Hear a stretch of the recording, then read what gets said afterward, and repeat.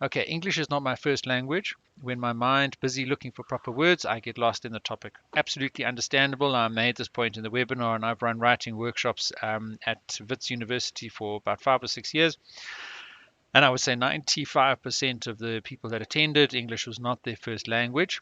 So my only thoughts would be, and I feel privileged that English is my first language, simply because academic writing is all in English. So I have that advantage, and I'm very, very grateful for that. But for many people, before they can get the academic writing done, they have to do the translation into English and then into the sort of academically acceptable way of writing. So my simple advice to you would be, don't look for too complicated words.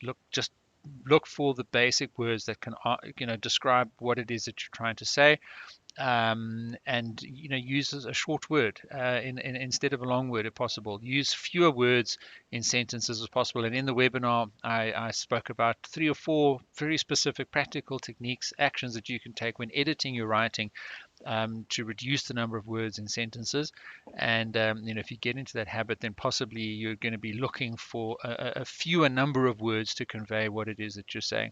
And once again, I think it's true of writing in general. If you just get the thoughts down on the paper and then edit it afterwards, do the same thing. If you can't think of the English word, then write the best equivalent of it that you can.